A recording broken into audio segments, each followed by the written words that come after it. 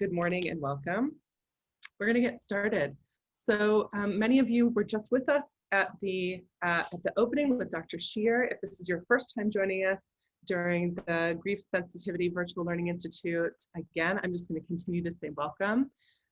This is our first time doing something like this, and it's really because back in April, with so many invitations for us to get more attuned into grief sensitivity, we as a MHTC network wanted to provide a learning space for all of you so that we can get more skilled in our grief attunement with ourselves, with our loved ones, with our colleagues, those we serve. For many of us in this session, that means students or faculty, because this is the school mental health track.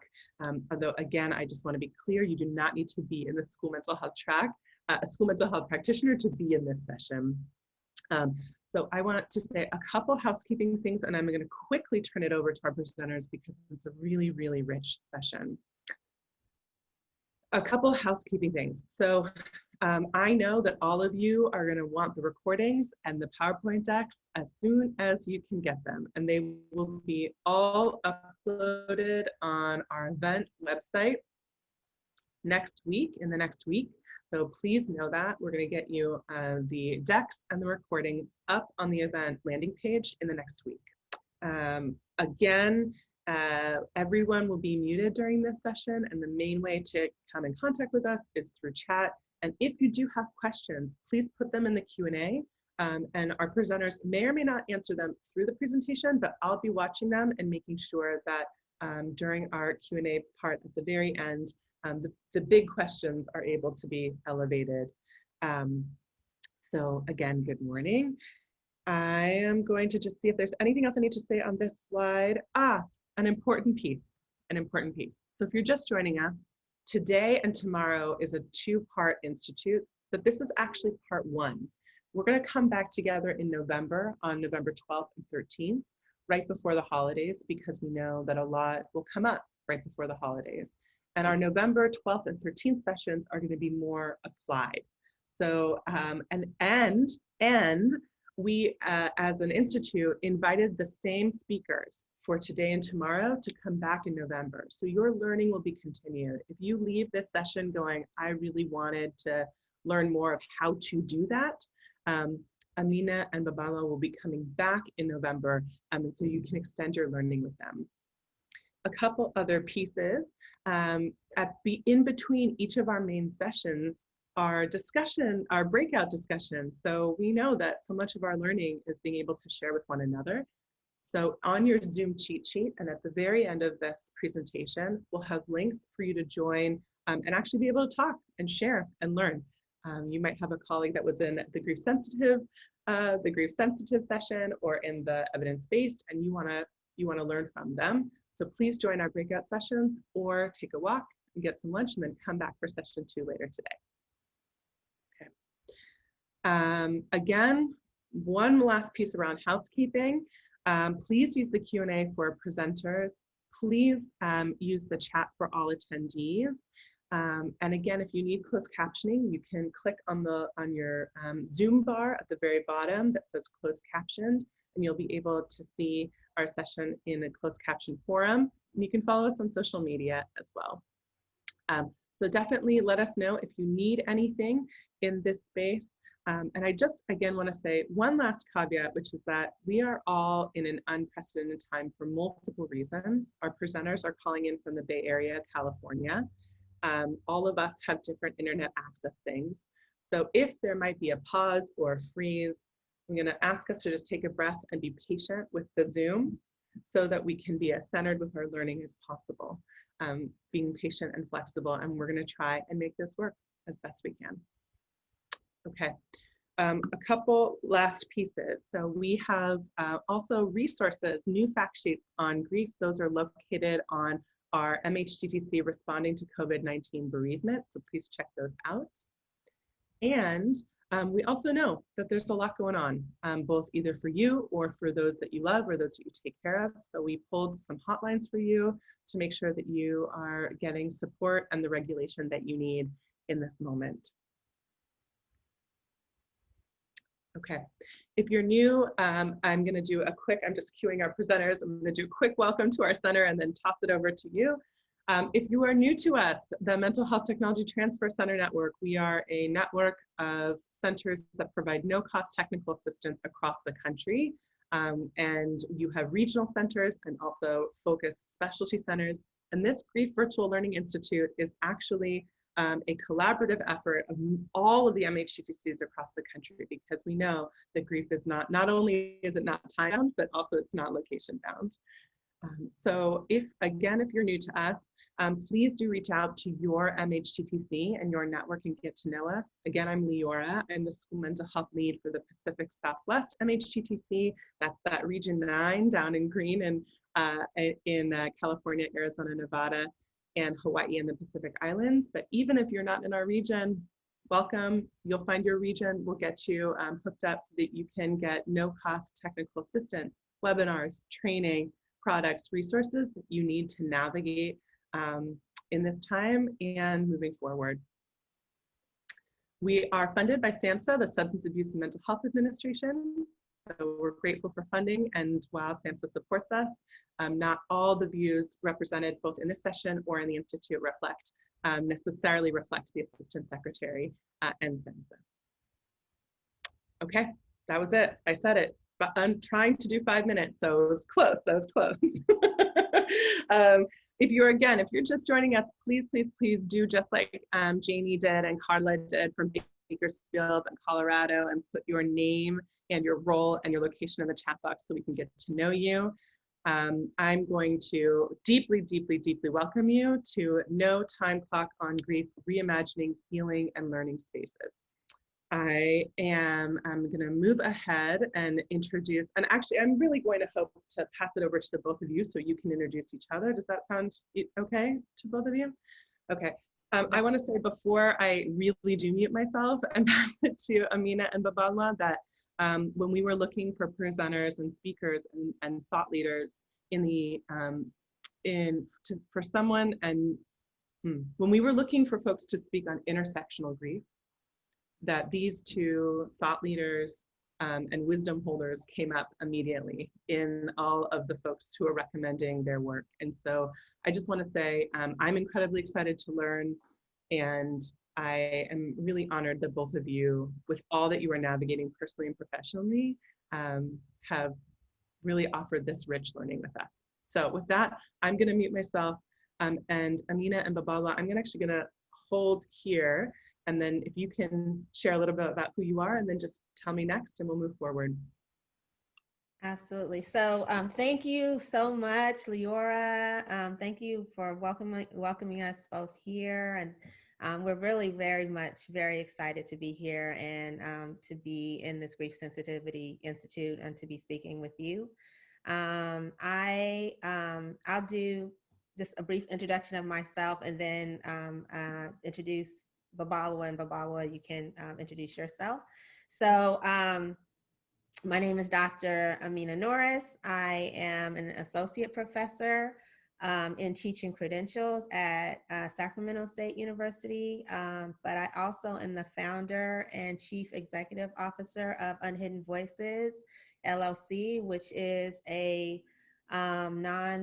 it's a business educational consultancy based in San Francisco that essentially the mission is to build empathy for Black children, students, and families, and to disrupt the invisibility of Black children, students, and families. And we have a lot of things that we do in that work, and part of it is a podcast that we actually launched this summer, and the very first episode of the podcast is an interview. I contacted Babalawa. She and I have known each other pretty much almost our entire lives. We grew up together. She is my sister. We are very close. Our families are close, and we have a lot of respect for each other. And she is someone that I look to for support and to help me navigate the very difficult terrain that we're dealing with. And so with that, I'll pause and then let Babalwa introduce yourself. Thank you, Amina. I am Babalawa, and I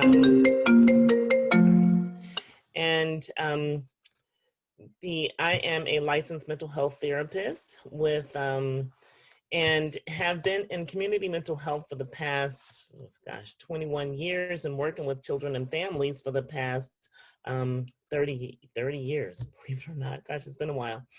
Um, and I am the owner of Blackstone Therapy and Consultation, in which I do professional training similar to these. And my area of expertise is trauma and trauma-informed services. So that's me, and kind of like, and we're going to get into the presentation quite a bit, talking about both of our areas of expertise. I enjoy the work that I do, as intense as it is. I enjoy the work that I do, and like you said, like I've said, been in here doing this for quite a while. Amina and I are very close, and we have thought partner exchanges often. And this one has been really interesting for me too, as it relates to grief. And we'll get more into that in the presentation. So without further ado, we will move forward through our presentation. So this presentation is no time clock on grief. And one of the things that we are going to be talking about is this notion that grief, I think the way that we perceive it in schools is that, and even in our lives, is that we have, that it's time bound, right? That, if a person hasn't, if they stay sad for too long, then we think something's wrong with that person, right? And that is something that we in our that we're addressing, that things are coming up. Like we've all are going through things, and we're going to talk about that and talk about some of the societal concerns that are impacting us and that we're grieving over. But we also want to acknowledge from the very onset that our focus as Black women and Black folks who are specifically talking about and disrupting the invisibility of our, Black children, Black students, Black clients, Black families, Black communities, is to have our focus on this conversation being unapologetically talking about our community and experiences of Black culture when we talk about grief. And so that's what we're going to be talking about for this session. Next slide. So again, two presenters. I am founder and CEO of Unhidden Voices, and Babalawa is also founder and CEO of Blackstone, which she does therapy and consultation. And both of us have a Black women-owned businesses, and we're very proud of that. That work, that entrepreneurial work that we do, in addition to the work that we do, in support of our communities. If I could also address one issue, someone just asked about the video that she spoke of earlier. It's on Hidden Voices. You can find it on her channels on YouTube for Amina. Yes, and I actually am we're going to show an excerpt from one of the videos a little bit later in this presentation. And yes, it is available. It's a podcast. I have a channel on YouTube, Amina Norris, or you can just look up Unhidden Voices. And but we also are going to be sharing some of the excerpts and talking about it a little bit in this presentation. Next slide.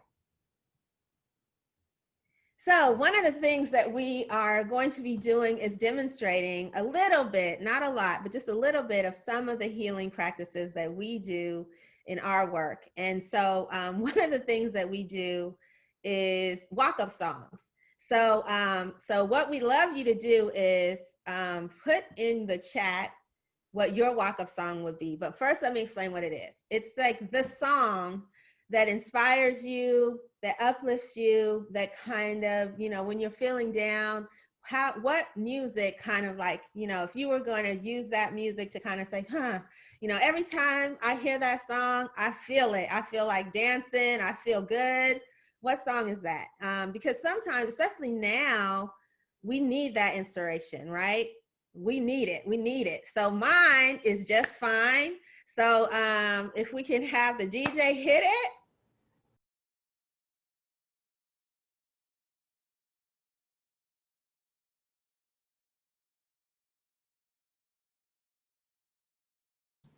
Okay, so that song for me is, it just uplifts me, and it helps me also to remind myself, even in the time of grieving, right, that I can focus in, I can celebrate, I can find inspiration, and and that is going to help me be fine. That is going to help me be fine. And the other thing is my contribution, right? My contribution helps me to be fine.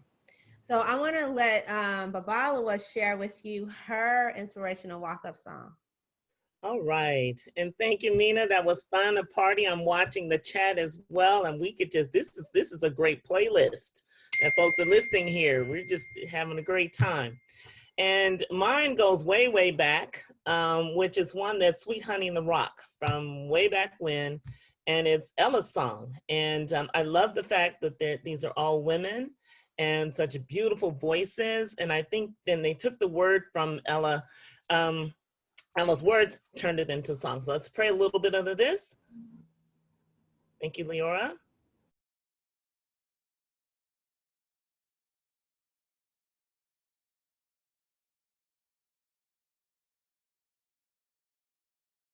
Thank you, Leora. So the words of that song are really powerful. They touch me often, and it really speaks to sort of the work that we do, right? And such a beautiful harmony. I made sure to put my mic on mute so that you wouldn't hear me singing along with them, because it just doesn't sound the same as it does in my own mind.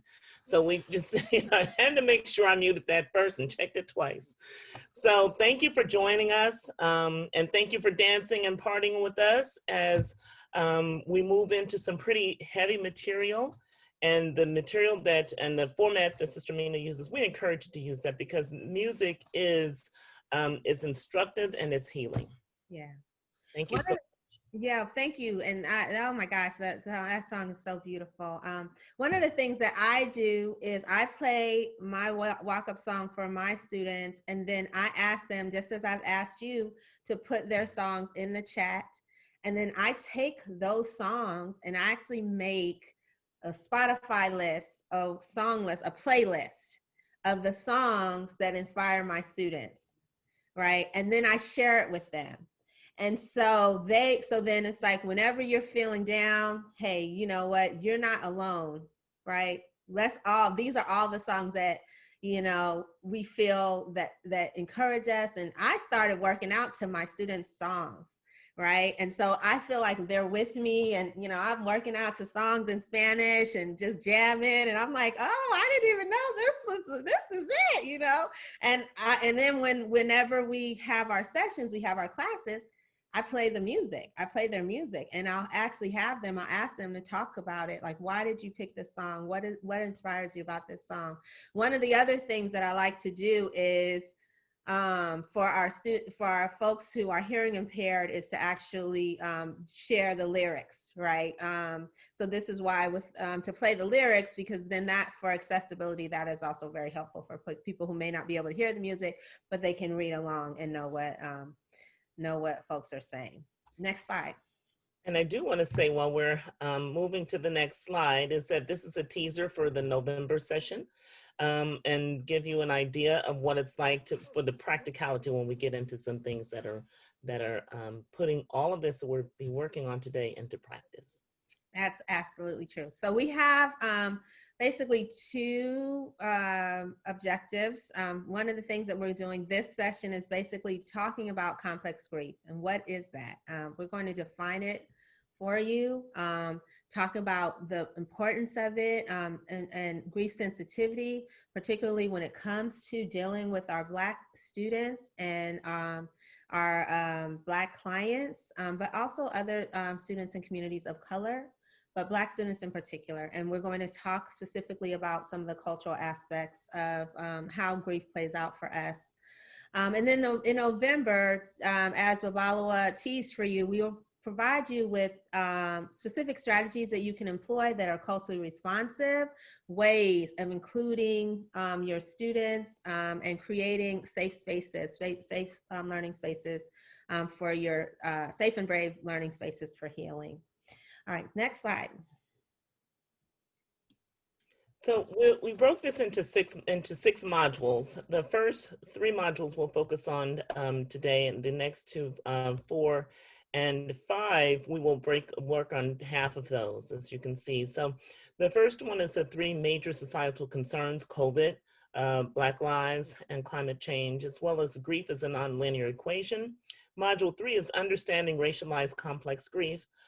4, culture counts, and 5 is the theory of building successful relationships. And again, module 4 and module 5 will only do part 1 of those. Part 2 is when we meet you back again in November. Next slide, please. So there are 3 major societal concerns that are affecting all of us here in the United States. So we're going to talk about those. Next slide.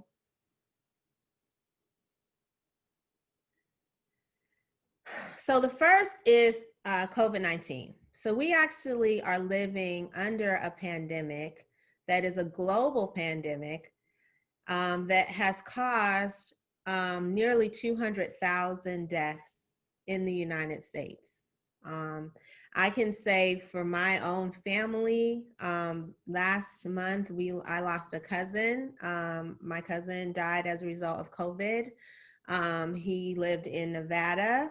And he actually had a get together. He flew his mother out, and he ended up, he was positive, or he had COVID, and then he was unaware. And so his mother ended up also contracting COVID, and she also, my Aunt Judy, is basically going to die as a result of COVID too. So 2 people in the family, but that is 2 out of 200,000. Right. And this is something we have to grieve over, right? We have to grieve that loss, those lives, right? And the ways in which it's just been a catastrophe. It has been a catastrophe, right? The way that it's been handled in this society, and the pain of knowing that people have died that didn't need to. No one. I mean, all of us are going to die, but to die unnecessarily because of poor mismanagement is just something painful, very painful. In addition to that, we experience anti-Blackness. So the movement for Black lives is a movement that is centuries old, right? It is not a new movement, but what we have dealt with since the pandemic, and since, I would say, the death of George Floyd caused a specific attention to anti-Black violence and hate, that we were all, forced to watch. And perhaps because we were sheltering in place, and perhaps because there was an economic shutdown and other things that entertain us, we were not able to focus on, then our focus then returns to Black life, right?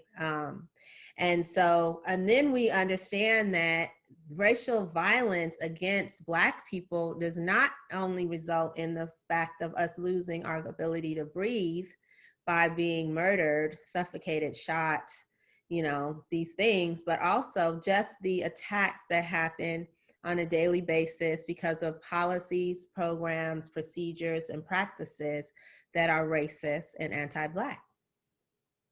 And then we are dealing with climate change, and we are in a crisis. Yesterday morning, I started this ritual where I get up and I try to walk, 4 miles, walk from here to the mall and back. That's 4 miles round trip. And when the fires happened 3 weeks ago, I stopped walking, right? Because the air, I have these alerts, and every day it's saying the air is unhealthy. So my cousin sent us masks, in the mail. And so we have these N95 masks, and, you know, I was like, okay, I'm all ready. I'm all set. I'm going to go outside. And I open the curtain and the sky is orange. It was like I landed on Mars, and I didn't know it, but like all of a sudden I'm on Mars. And I called my mom, and she's like, it's red. The sky is red. My mom lives in Oakland. I live in San Francisco. So rush to go get her, and literally driving into what feels like the apocalypse, right? Driving from San Francisco into Oakland, across the Bay Bridge, and it is covered in orange smoke. So there's grief. There's grief. That's traumatic. That's traumatic for us. You know, the fact that we are experiencing this is very, very hard. It's very hard. And we even have to grieve the loss of even our fresh air. Next slide. COVID-19, the issue that we have with this is that we can anticipate that people are going to die. Like every time you turn on the television, the numbers are just going up. I remember when it was like 1,500 cases, 1,500 cases. I remember that day distinctly and going, wow, you know, it went up, you know, and I was watching it tick. And I was like, oh, it's 1,500. Cause it just seemed like the jump from like, you know, up, next thing you know, it's 1,500. Now it's millions. It's millions. And we have, you know, I was telling my daughter, my youngest daughter is in school in Boston, and she was leaving here, and they have testing and all of this. And she was like, well, Mom, if you test positive, then they're going to quarantine you. And I said, if you test positive, you have no idea what, you know, then the virus takes over, right? We have no idea how the virus will interact in your body. You lose control at that point. Like once you test positive, then the virus is in control. So the last thing you want to do is test positive. But we have the situation where we can anticipate, you know, and the fear is very real, and we have to grieve that. And there is this disproportionate number of Black, Brown, and Indigenous people who are dying as a result of COVID-19. There is also racialized violence against our Asian communities because the virus has been racialized. It's been called the Chinese virus and the China flu. And because of that, there's racialized hate against our Asian communities. And there's this disproportionate death to our Black, Brown, and Indigenous communities. And we have to name that, and we have to acknowledge the fact that we grieve that. Next slide. So part of what we've been doing is this movement for Black lives, right? Yesterday I was watching Trevor Noah, and Jane Fonda, if you don't know her, she's an actress, she's in her 80s. She's been very, historically, you know, involved in different movements, you know, since I would say 1960s. But now she's very much involved in climate change movement. And she was on, you know, talking about climate change with Trevor Noah, he has a show called The Daily Show. It's on Comedy Central. And so I'm sitting there watching it with my husband and my mom. And Trevor asks her, like, oh, Jane, you know, because I know you've been getting arrested, and, you know, what's that been like for you? And she says, well, you know, Trevor, I'm a white woman, and I'm a movie star, and I have a lot of privilege. So like, if I get arrested, it's not the same as like if you get arrested because you're Black. And then she's like, oh, well, but you're also famous. So maybe it's not the same for you as it is for just the average Black person who might get, you know, have an interaction with the police.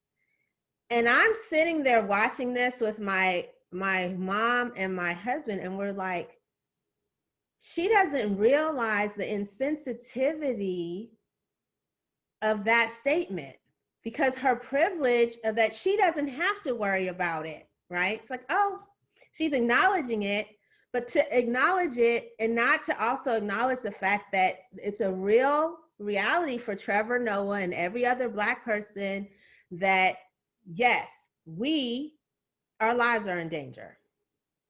our lives are in danger because of racialized violence against us. And that is something that we live with every single day of our lives.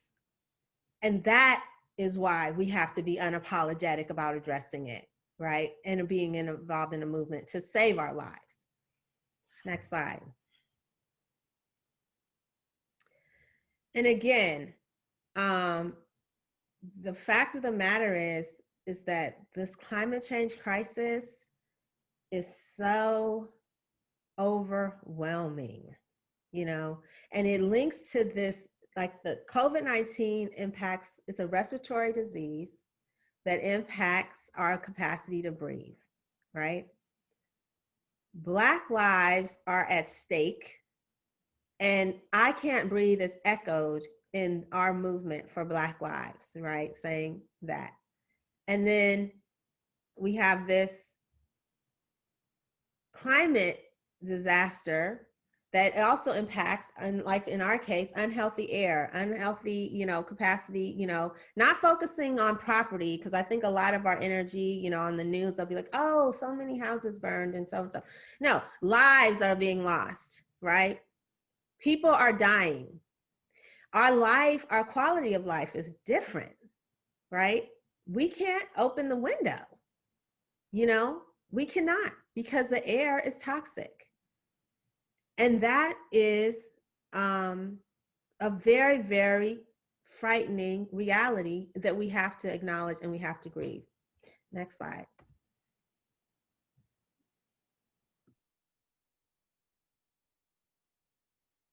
To this other piece around grief is a non-linear equation. And so I'll explain more, sort of self-explanatory, but I'll go more into it a little more now. Next slide, please. Thank you, Amina, for your talk. It's such great points. So we look at this system of racialized and disenfranchised grief. And if I can give a little plug here, is that the presenter who has done the piece on disenfranchised grief, great work, will actually be presenting in these programs. And I believe Leora said that presentation is going to be on Friday. So please check it out. Powerful work. You've got to look into that. So in looking at the slide, grief, this is what we're calling the grief wheel that's here. So the top piece talks about the absence of an opportunity to grieve and heal. And with that part, we get into this discussion about what does that mean to have an absence of an opportunity to grieve and heal. Piece of this also is also leveraging off of Dr. Joy's work, Dr. Joy DeGruy, who does the work on post-traumatic slave syndrome, where she gets into this piece about an absence of an opportunity to heal. So the grief and understanding, and I'll use my own experience with this particular one. When we're putting this this training together for you, it didn't dawn on me at first, believe it or not, like I said, I've been doing this work for 30 years, about the serious and the deeper impact that grief is having on myself, on me, on my family, on people around us, because I haven't had a chance to stop. We've been moving and going and moving and going through life, and beginning to stop and have an opportunity to grieve. Much of what she spoke about, what Amina spoke about earlier, about the daily life traumas that continue to happen, and having to work with, I wish I knew how to silence my phone. Thank you. Someone just said that to me. And I'll work on that right after I finish the slide here. So looking at the opportunities that we have to work on grieving and expressing grieving are pretty limited. I'm going to move into the other piece around the death of a family member. Death of a family member is something that is very real. Sister Mina talked about the death of family members for her, and for me, I have very close friends who have lost their parents due to COVID, directly to COVID, and family members of mine who have passed away for other reasons more recently. Multi-generational and current and traumatic loss. And looking at that part is really important, because that doesn't go away. There are pieces that have happened to us historically that are continuing to play in our mind even now. even at the subconscious level. And current life, current traumatic loss that's happening on a daily basis that we're seeing. And I'm going to talk about some microaggressions at the next piece as well. So, social determinants of health. What does this have to do with grief? It has a tremendous amount to do with grief, because we're taking a look at what is the health impacts that grief is having on our bodies. Grief is having on the bodies of our students and their families. And those social determinants sort of also point sort of directions of some of those poor health outcomes that are happening for us. Highest in diabetes, highest in other preventable illnesses, heart attack, strokes, disabilities, things that are happening around our health, and how that grief, that part that I talked about a little earlier, about having that absence of an opportunity to grieve, impacts our health profoundly, in such profound ways. So in our treatment modalities and working with our families and our students, it's important to also take into account some of those other social determinants of health and health itself, health and grief, and that impact that it's having on our bodies, particularly those in the Black and Brown communities. It increases in some serious issues that we really need to take a look at. The other piece is around marginalization of culture and community. This part is extremely important when it comes to treatment, is that, and I can't impress upon this enough, and you're going to hear it throughout this entire presentation, around the marginalization of culture and community. So it is really important to bring culture into the therapy sessions if you're a therapist. If you're a teacher, taking that into account in your classrooms. If you're another provider from the healthcare industry, as you know, there's been lots of work that's done by Trevelyan and others around cultural humility. And bringing that into the part around grief work and healing, because these are the great points where it gets into centering oneself and helping your student, your client, to work through these aspects of grief, using the understanding of what is that we have this leverage on community. There's another slide after this one that I'll explain a little more about this. And then we look at systemic racism. Racism exists, hands down. It's real, it's there, and it is interwoven in many of our systems. And we'll talk a little bit about culture counts in this presentation. And we have to acknowledge the fact that systemic grief exists. And as us practitioners, directors, managers of our program, when it comes to our grief work and working with people who are from the Black and Brown communities, it's tremendously important to take a look at systemic racism in our policies and in our practices, because it has a profound effect on the work that we do, and we all want great outcomes. However, we have to begin to identify what the problems are, truly, as it relates to systemic racism. Not just systemic racism in our delivery, but systemic racism even among staff themselves. Because if staff themselves and if clinicians themselves are not healthy or working in a very dysfunctional, racist system, those things are going to leak through to the services to our families. And we can't afford that loss. We have so much that's happening already. I haven't even gotten to the other wheels that we have in this presentation, that without understanding how systemic racism impacts our delivery services and impacts our systems of care, we may be, in fact, causing more harm and damage to our communities and to the families that we have dedicated ourselves in our field of work to help than we are good. So that is extremely important, to study those systemic forms of racism. And they're so intricate, they're interwoven like thread, and that we need to take those threads apart, analyze the systemic racism, and make a strong dedication to ourselves on behalf of the families that we serve to bring about a change. Our very lives of members of our communities depend on this. And they depend on us, and trust that we need to get it right. So when we talk about systemic racism and grief, it is interwoven. And I'm going to go a little bit further than that later. And so the environmental disasters, natural or man-made, because believe me, there are some man-made disasters that are there as well as environmental disasters. And that impact that it has on grief. If we could just take a moment and have empathy for the families that we're serving and ourselves. This is the time that I can say as a clinician that we are truly in it with our clients. We are there too. We're experiencing this wheel for those, especially clinicians of color.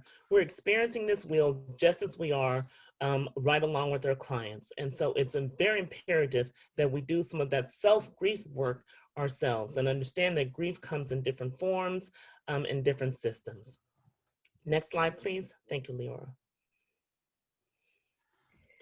So part of this self-grief work for me was acknowledging that I've actually, and I mentioned, recent, deaths that I've had in my family, but I would say since 2017, I've just lost a lot of people, and I think part of what I've been doing is just working, just doing a bunch of things so then I don't have to deal with it. And so part of the interview that happened between Babalu and me was I said, I'm going to interview you first. So that was episode 1, and then turn around and you interview me, which is episode 4. And the reason why it's episode 4 when it really should have been a part 1 and 2 of episode 1 was that I just wasn't ready to share my grief publicly with people. And so part of what we're doing now is doing that. And so so this is just a short excerpt of this episode in which Babalu asked me how I'm doing. So Leora, can you play it for us? Yep. Can you mute yourself, Amina? Yes. So my next question is, how are you and how are your family? So about, I'm gonna say at the end of Black History Month, I had a meltdown. And it was a result of the fact that I've experienced, like, since my father died in 2017. And since then, there's just been a lot of death of people that I love and care about. And I think you talked, in the interview that I did with you, you talk about like how the brain experiences trauma and it goes in different places in the brain. And I think that something happened that's happened to wherever I have put all that trauma of grief in my brain, because I'm constantly doing things, and I'm always working, I'm always doing, so I don't have to ever think about grieving, right. And so it was just this weird thing where I had a decision I had to make, and it was about like, do I go to a funeral or do I go to my best friend's birthday? Right. And that, decision was just so hard for me to make, because I was like, wanting to be there for like the person I knew who had lost somebody, and then wanting to be there for my friend. And I couldn't decide.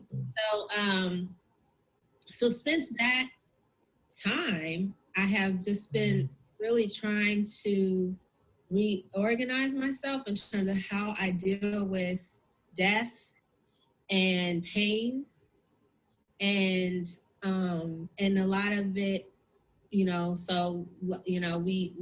came into coronavirus, we had shelter in place, all these things. I was like, okay, I have to be really organized around like lighting my candles and having, because I'm in the house and like playing music that's soothing and, doing my prayers. And then we had Ramadan. So I was just like, okay, spiritually connecting. And then I said I would start writing. So all these things to kind of just try and find access points to the trauma that I've experienced and release it in a more positive way and in a healthier way. It has not been easy. And then I'm,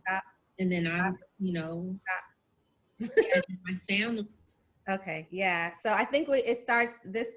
We start actually getting into some of the more, you know, specifics around ways, practical solutions, culturally responsive stuff that we are going to hold till November. But I wanted to share this particular episode just to say that for me, this is my dad died in 2017, and I was holding that grief, and I thought of it as trauma.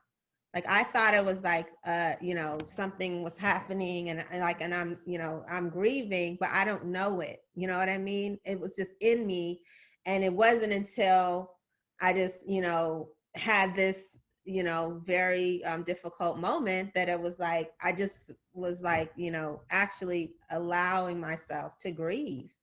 And so that's part of it. It's that, I didn't know like that 3 years later that this would happen. If I kept putting stuff away and putting like my grief in putting it in a corner in my mind that I'm not going to access, I'm just going to work and not deal with it. And these are things that that our students and our communities deal with as well, and we deal with as well. So we have to find avenues for addressing and acknowledging that we have loss, we have grief, we have pain that we're experiencing, and we have to own that. Next slide.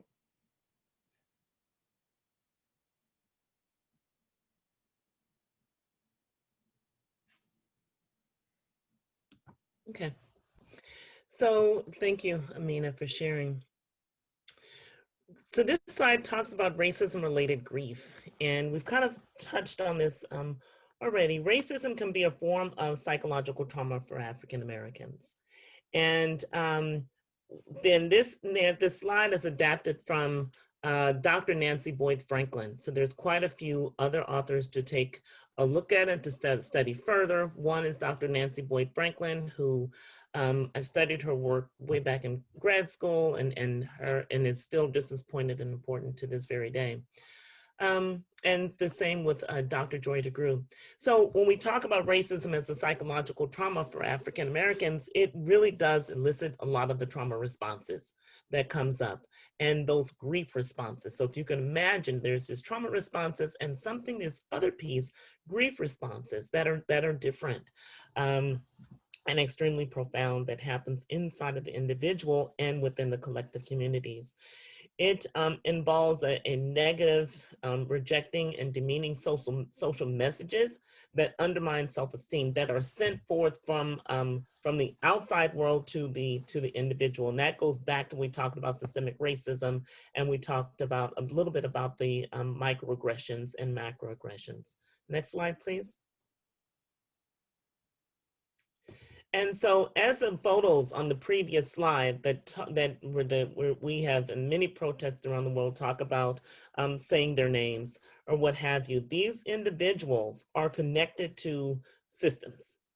And so the worldview, healing is an interdependent system itself, as well as grief impacts the entire system. So we have one individual that impacts the family, friends, community, even relationships, schools, and faith. In schools in particular, we take a look at school performances that students are having a difficult time focusing with. Sometimes what we find is that we tend to isolate the one place of school, as if when a student comes to school, there's no other outside world. Well, we know that that's not true, particularly for students of color, and particularly African American students. School is a small segment of who they are and where they are. It's the individual, the family, friends, community relationships, and the faith. And when we were doing the school-based mental health services, it's important to factor in all of these aspects when it comes to treatment at the school-based mental health services if you're providing site-based services. Let's not be afraid. The most important part that I want to leave you with when leaving the slide is that always ask for permission. And that relationship that you're building with your particular student has to be a relationship where you're developing one of trust and respect and empathy and your own self-work. And you're asking for permission. Let's not assume that the student will be willing and able to talk to you about all these other segments of life. Remember, any one of these segments, if there's grief or trauma that are happening in any other segment of this individual's life, that's a part of the collective. And it may not be a place where they're ready or able to communicate and work through with you. So it's important, A, to ask for permission, B, making sure that you're doing your own self-work, and C, remembering that this one individual that's sitting in front of you represents all these other aspects that you see on your screen right now. Next slide, please. And so we get into those expressions of grief. And I see this all the time. In all my 30 years of being in the schools, is the expressions of grief look really different. The death and loss of a loved one is expressed so differently as it was with any other individual. Loss of home and community, unresolved mourning, cultural messages, just be strong and push through it, and expressing the feelings or the thoughts of tears of strength and love, to help take away that the stereotype that to cry is to be weak. So, and I want to point about this part about different expressions of grief, particularly in classrooms and at school. It may be looking like your student with their head down on the table. It may be your student throwing everything that's on the table off and onto the floor. It may be a student who gets up and walks out of the classroom, or is talking to the person next to them when we go back to class after distance learning. In distance learning, it may look like a student who only wants to show the top part of their face on the screen, or it may be their head down or logging in late. So there's so many different expressions of grief that just don't look the same as it would be for what we imagine grief would look like, crying and being upset and saying that I'm feeling really sad. And oftentimes in African-American communities, it just doesn't look like that. It may be looking like a disruptive behavior, when in fact the individual is going through different levels of grief. Next slide, please. So this one, we're getting into understand racialized complex grief. Next slide, please. This is module 3. And so we have another wheel that's here that talks about this complexity of oppression. And that is what makes the grief and the suffering that an individual, family, structure, or system and community, and I'm saying them all together, really deal with this part of complex grief. And so we're taking a look at looking at the school-based piece and understanding how all of these pieces, just like that slide that you saw before, are interconnected with each other. Do keep in mind in terms of the overt oppression and fear of violence or loss of life. And that in and of itself is such a grieving moment to think about, what is life without that? What is life without that oppression and that fear and that violence? And then grieving the fact that that is not something that's a reality in many of our families and our students. Also looking at family stress, disconnect and maladaptive attachments that's happening. Remember that mother, that father, that parent, or what have you, is something that we really need to take into account as well. About that is impacting that individual who's really suffering through that grief. Remember that family is also coming to school too. And then now that we're with COVID in California per se, I'm not sure about the other parts of the country. In California, it's in our Bay Area part, it's 100% distance learning. So we're 100% online. So you are in the home with your student. Therapists are in the home with their students. When they're doing telehealth therapy, you're in that home, you're with that family. And so whatever that family is stressing and going through, that student is going through that as well. And maybe having some problems with attachments because of the stressor of the caregiver.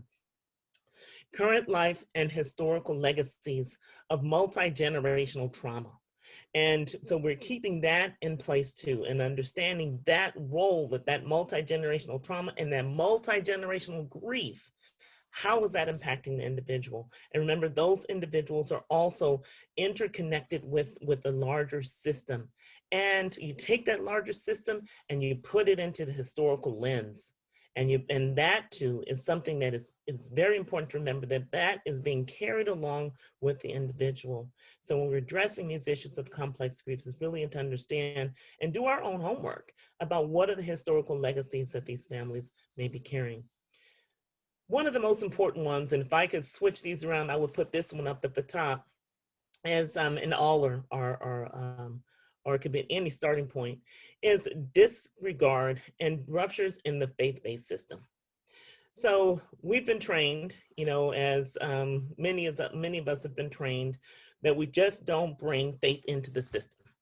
And we don't talk about there's separation between church and state. We don't talk about these issues, particularly in schools, in the classrooms, or in the sessions with the clients in school and class.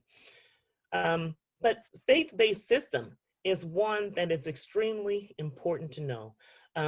Go back and take a look when you get a chance and opportunity of Dr. Nancy Boyd Franklin's work around this issue of faith-based systems, because if there's a disruption or if we disregard their faith-based systems in our therapy sessions or sessions with our clients, we maybe have done a disservice to that individual in terms of really healing and recovery.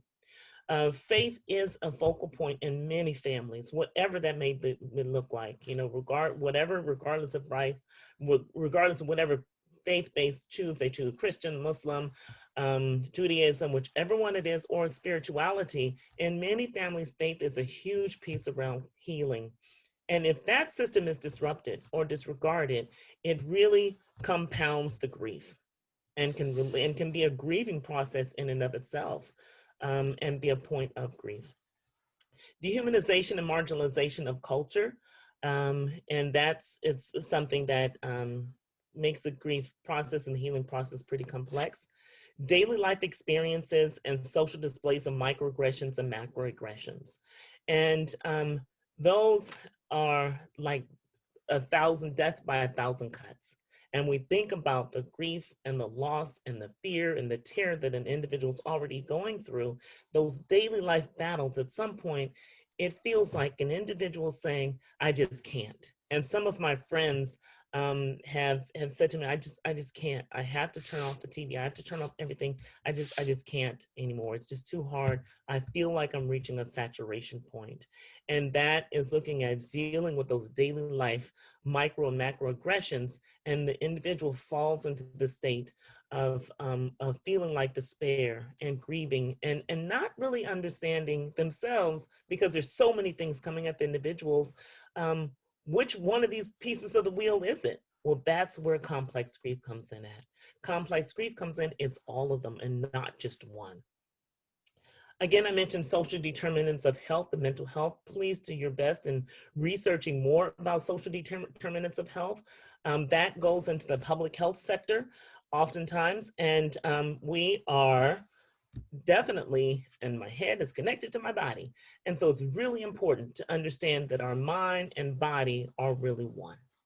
They're one. And how are those social determinants of health impacting their mental health, our mental health as a clinician, and this concept of complex grief? So the last one that I wanted to talk about was economic and disempowerment. Some things that are happening for us as it relates to loss of income, that huge loss of income that is happening for many families, and particularly within the African-American communities, as frontline workers, some of them have lost their jobs, have lost income, and are grieving the fact that they can no longer support their families. And so these are some things to sort of keep in mind, and your student is impacted by that as well. So again, when we're looking at the issue, what we're dealing with is complex grief. It's all of these that are interconnected and interwoven together. When we get into part 2, it sounds really like, oh my gosh, all this was said, what do we do? Come back in November, the next part 2, and we'll talk to you about and have conversations with you about what do we do and how do we work through this. And there are some helpful strategies that are important. Next slide, please. So this slide is adapted from another good friend of mine, Dr. Don Williams, who is also a graduate of UC Berkeley, like my friend Amina. And we have heard quite a bit about the work of trauma-informed care for those of us who are mental health providers, and the therapeutic treatment practice that involves the understanding of the effects of trauma on the individual psychologically, physically, And this practice is inclusive of the client's full, thorough assessment. And I can't say this enough. All of us who are practitioners, that are mental health practitioners, we know that we have to. I think Babala's Babala, you keep freezing. There's a bit of a delay. Okay. I'm so sorry to hear that. There must be something happening with the bandwidth in our area. Yeah. So, So we'll move to the next slide, please. all right. So one of the things that we did, we have been circling around this, but culture matters, right? And culture is a very important aspect of our students, their experiences. And so we do need to take that into account as we are addressing their grief and their loss. Next slide.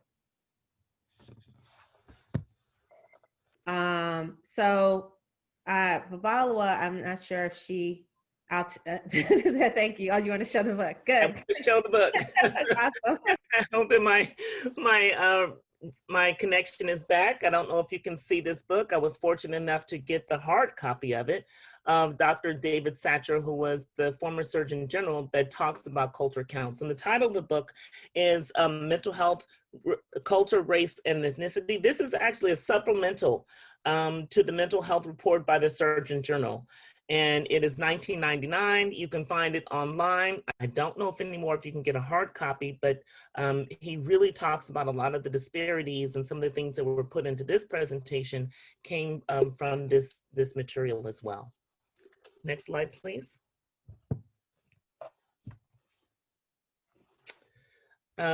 Mental health, culture, race, and ethnicity. Is my connection stable again? Yes, you're fine. Yes. Great. Okay. And so mental health, racism plays a major role in grief, loss, depression, and trauma, as we know. Effective services can reduce some of those trauma responses. It will result in some positive outcomes and increase opportunities for successful daily life functioning. That's some of the goals that we want when doing the work with our students in mental health. Such mental health services are culturally appropriate and culturally responsive, and we take a multi-dimensional approach that is addressing issues of culture, race, and ethnicity. Next slide, please.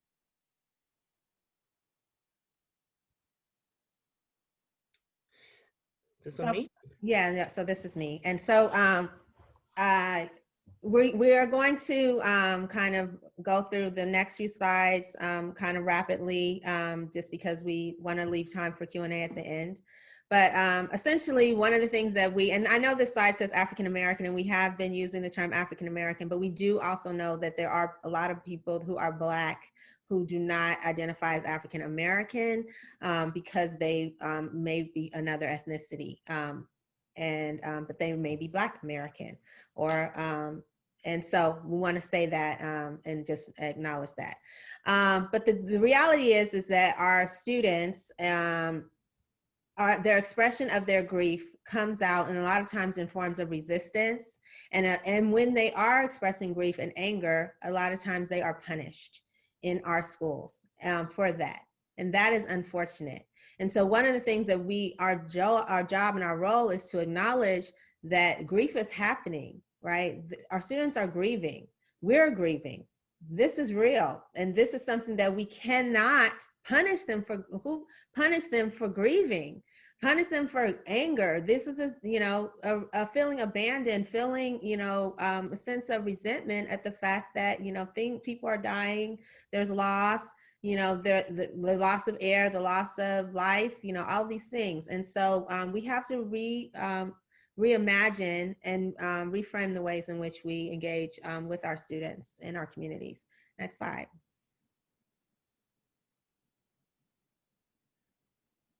This particular slide was something when I took my children with their school camping trip. We went to Yosemite quite often. It's from Yosemite National Park, which is here in California.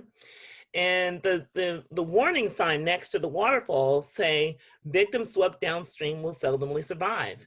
And we also hear these words of upstream solutions. And I really want to say that this work around complex grief and the work that we're speaking of in this presentation really looks at, so tying the two bridges together, education and mental health. Dr. Norris is an educator, and I myself have specialized in trauma work and mental health services, bringing those two ends together around to creating some bridge-based solutions. We want to prevent people from falling in the stream, upstream, into the water in the first place.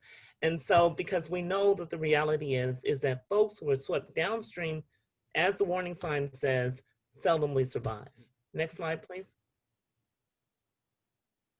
So one of the ways that we have acknowledged that to help address grief is to build relationships that are successful.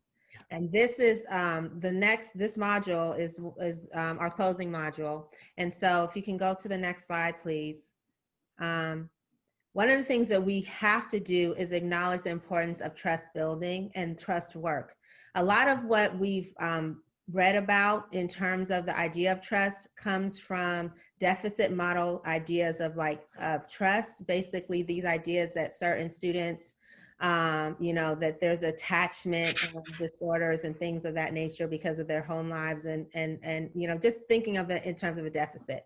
And one of the things that I like to say to my teacher candidates is that, what have you done to actually build trust? What work have you actually done to build your students' trust, other than showing up to work on time? Like, what have you actually done? Given that all of these things that we know that they're dealing with, what are we actually doing? What is the work that we're doing to build trust with them? Next slide.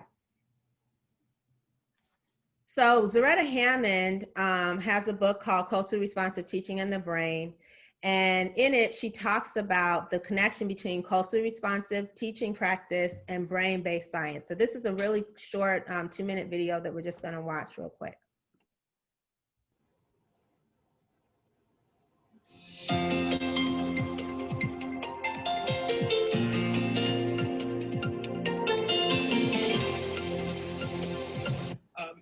It matters because the brain, right, the hardware of the brain is programmed by one's culture. And the neuroscience of trust is really rooted in our nervous system, right? There are 3 parts of the nervous system. We have the sympathetic, that cues us when there's danger and what we need to run and avoid, fills our body with cortisol and stress hormones to help us kind of make a quick move. Then there is the parasympathetic. This is what gives us a good hit of dopamine and serotonin in our brains around things that it wants us to continue to do. So even if they're a little hard, like kids playing video games for hours, right, to get to a new, a harder level, well, they're constantly getting a hit of this dopamine, and it makes them want to lean in and keep doing it. The third part of kind of the neuroscience and our brain's wiring around trust has to do with oxytocin. And we don't talk about that a lot. This is the polyvagal nerve, and it really helps us get and stay connected to others. So when we're in relationship with others, our brain secretes oxytocin. And interestingly enough, oxytocin can actually clear cortisol. So when we are in harmony and in relationship, it keeps us calm, it keeps us focused, it keeps us connected and working harmoniously as a group. So in collectivism, the cultural orientation is around leveraging oxytocin. How do we actually use the group to get more oxytocin flowing so we could do harder work together and nobody gets overly stressed? So social... Zaretta, that's awesome. So our goal in class is to leverage oxytocin. I can't believe that you just said that and that I actually understood what you meant. I mean, that's a victory right there, right? That's awesome.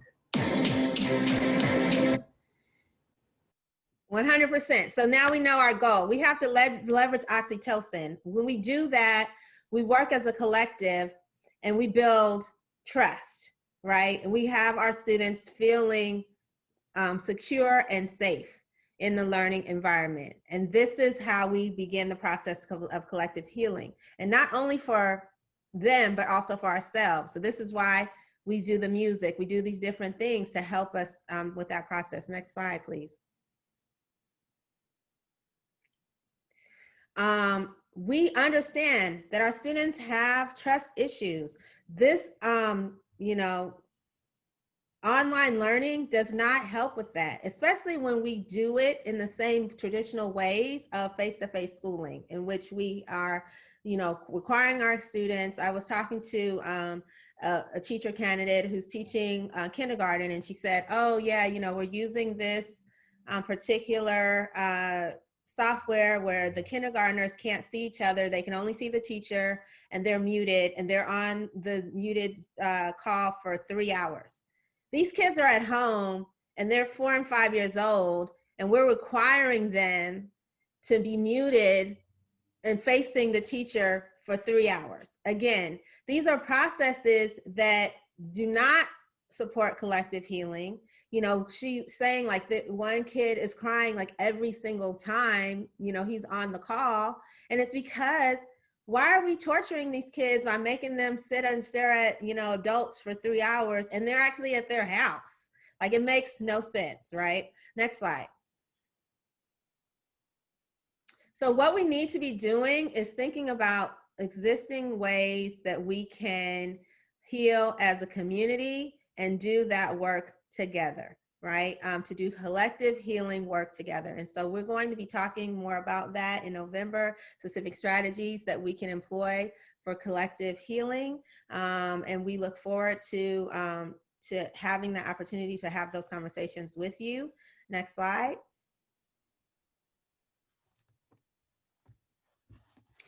And we're looking at creating a better community and a brighter tomorrow for our youth and for our families and the services that we provide.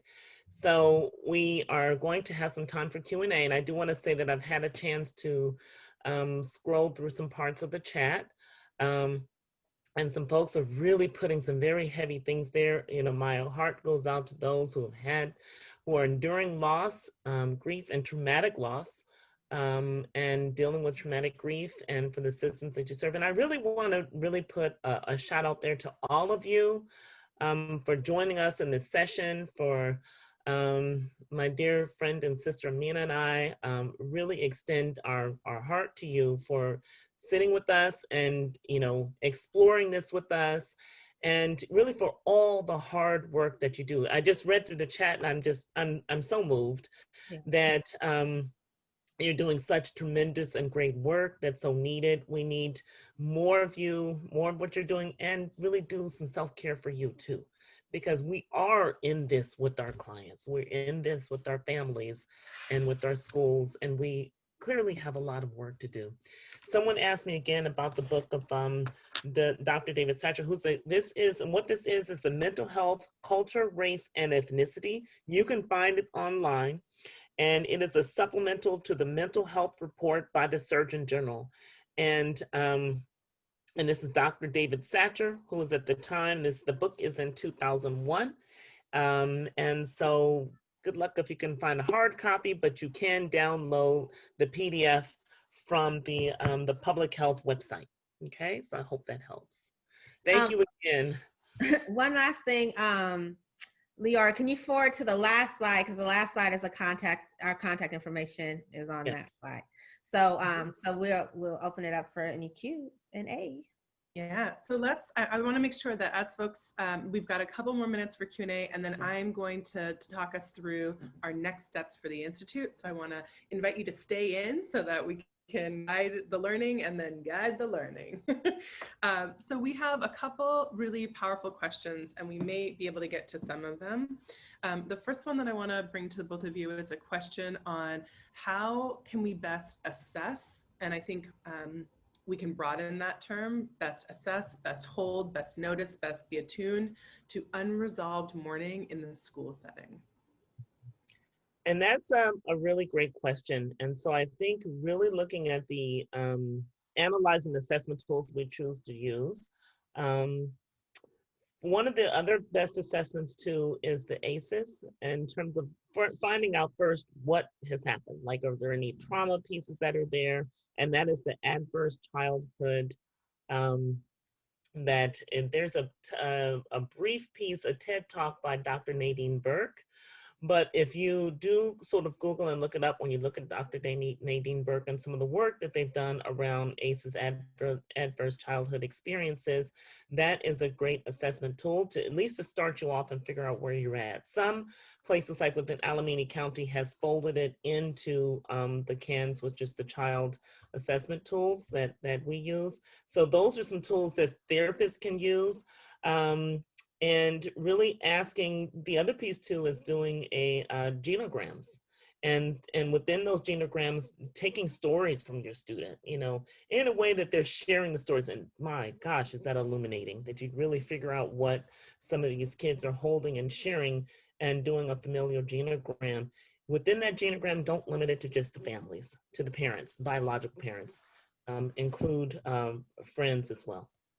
I would say in terms of this teaching space, in particular, it's very important to do an inventory. So it's not necessarily a formal assessment like the ACEs that Babala was talking about, but we have to understand what it is that our students are grappling with. And that can just be a survey. I had one of my mentors sent me a link to a survey that she was using, and just to find out. And she said, after she sent the survey, she found out that 10 of her students had tested positive for COVID, and that, you know, some of them were living in evacuation shelters, and that some of them, right? But if she would never have even questioned, she would not know what they're dealing with. And so we can't just assume that our children are facing, and we have to do a case by case. Like, we have to take it individually and get to know exactly what is going on with our different students. The other piece, if I can also say that in terms of for a therapist, is having that trusting relationship, because you don't know what we're going to uncover when we open up that Pandora's box, and be sure to create a safe space. If you're doing some things, assessments are not great like that over the internet. However, if you are forced to be in a situation where you're over doing telehealth, it's important to know who's in the home of the child, who's there, who's home, and place in terms of having a safety protocol in place before moving forward. So in that way, you know that the young person is safe and has reliable people around him or her or them in their lives that they can sort of work through. Yeah, and I just wanted to mention too, part of what's really powerful about the framework that you're bringing to us is the complexity and the stickiness and the dynamicism of this. And so we're also at an inflection point in scholarship and research and lived experience of the interconnections and the differences between trauma, between grief, and between adverse childhood experiences, right? So I just wanted to offer, there are resources, and some of us might actually need to do the creating, because if you screen our young people for ACEs, that doesn't actually mean that we're capturing what might be lived grief or historic grief narrative, right? So again, I think that this is a moment for all of us in the field to really notice where there are gaps in our understanding. So in speaking of gap, we've kind of time for one more question, and I'm gonna elevate the question of Anna, particularly because your session was on no time clock on grieving. And so Anna's question is, how do we kind of grapple with some folks who want people to stop grieving or have a time frame on grieving to just get over it, get through it, young people, students, staff, like just move, and how do we actually as educators Oh, Leora, I think you froze, but I think I got the point of the question, which was, how do we, we have these folks that want folks to stop grieving, and how do we address that? So one of the things that I have to say, and this is good, and we didn't talk that much about this, I don't even know if we addressed this, but particularly in the Black community, mental health is something that is frowned upon as a topic of discussion, right? So that's just the reality. Like, people don't typically, and there's a lot of trust issues that are based in the historical, there's reasons for it. It's not just like, there have been things that have happened that have been very detrimental to our community. So as a result of that, there's a lack of trust there. And also that therefore we may not necessarily have the tools to grieve or know how to grieve, or even, so when we first had this conversation, Babalo and I, we both didn't actually recognize that we were grieving, right? We did not. Our healing came through doing this work in preparation for this presentation with you. Right? So that's just real talk, you know what I mean? And we are grieving, and we had to acknowledge it. And so, still, like, and that's the thing. So we're like you were saying, Leora, about like having to create, it's like we're building the healing collective upstream solutions as we're really living them.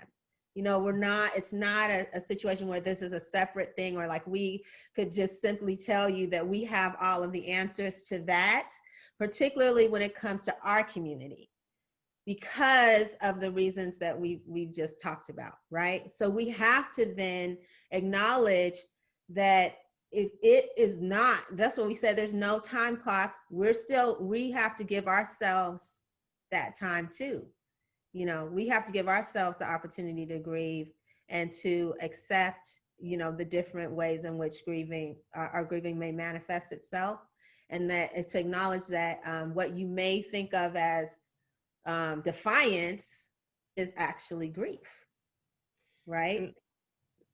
And I think also in the piece, if I can say briefly too, to answer the question, is really, and I understand the pressure around that. It's like, okay, what do I put in my DSM diagnostic manual here about grieving?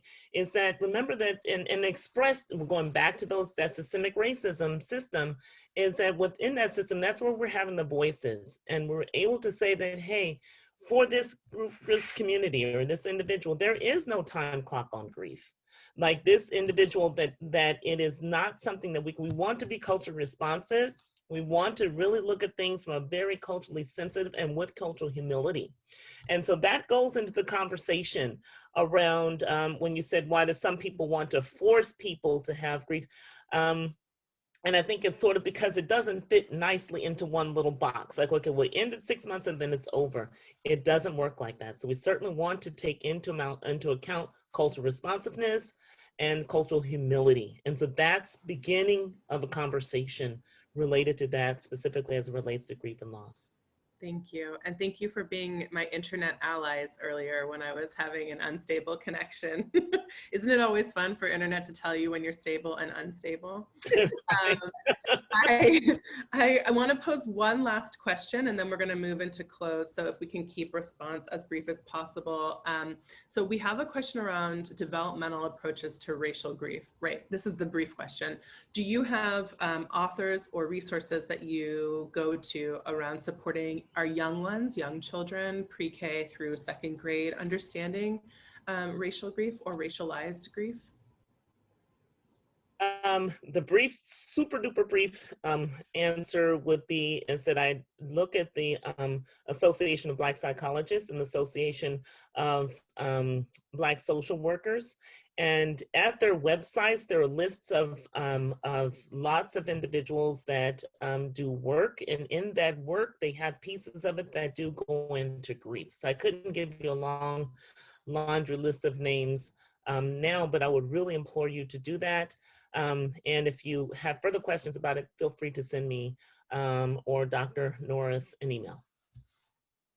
I know we have like. I would say in terms of the culturally responsive stuff, I think Zaretta Hammond's work is really good, particularly talking about culturally responsive practices. Yes, yes. And Dr. Joy and Dr. Nancy Boyd Franklin, who I mentioned earlier, are also a couple of other individuals. Yep, and my go-to for early childhood is always Dr. Linda Perez at Mills College for early childhood developmental trauma and grief and psychology. So that's my own post too. Okay, I'm going to really invite everyone in the chat box, just like you are already doing, to please put your thank yous and your gratitudes to our presenters. This was an incredibly, incredibly powerful session to start us off. And so I want to give our deepest gratitude for using this opportunity to process and to provide, both of those, both and. I want to do a couple next steps, and I'm going to really invite Eliana as much as possible to copy paste the link as much as Eliana is doing right now of where we can go in our next session. So the first is that you'll be either right now you can scan your phone or you can copy and paste the evaluation. So that we can get feedback and we can also continue this no-cost learning. So we're going to be providing evaluation, brief surveys for every one of our sessions. I want to also just point you to what the next moves look like in the choreography of this dance. So we right now have in 15 minutes at a quarter till, we'll be hosting Zoom breakout sessions for the school mental health track, grief sensitivity track, and evidence-based track. And that is an opportunity for you to actually get to talk about what you're learning and learn from colleagues. You are in the school mental health track session now, but you can join the grief sensitivity track. It's not necessarily strict like that. So please click on that link and you'll be directed to the Zoom session. They probably haven't started yet because we're hosting these sessions, so be patient and we'll get started with our breakouts at 11:45, and those of course are optional. Session 2 starts at 12:35 Pacific time, 1:35 Mountain Time, 2:35 Connecticut Central Time, and 3:35 Eastern Time. And you've got 3 options to choose from again. Beyond Sorry for Your Loss, supporting school-age students in their grief recovery. So that could be a wonderful extension from this conversation. Providing virtual communities to support grieving youth and families during uncertain times, led by Grief Center, Our House. And then Grieving in the COVID era and Beyond with Michael Hebbs, the founder of Death Over Dinner, and Dr. Candy Khan.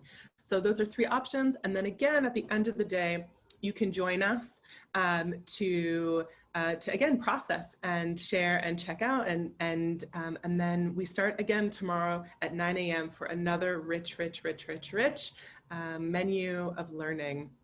So again, just like Michael said, please feel free to take care of yourselves before our next sessions. We also encourage you to bring your lunch and eat with us during our breakout session so that we can kind of have a feel as though we were in a conference in person.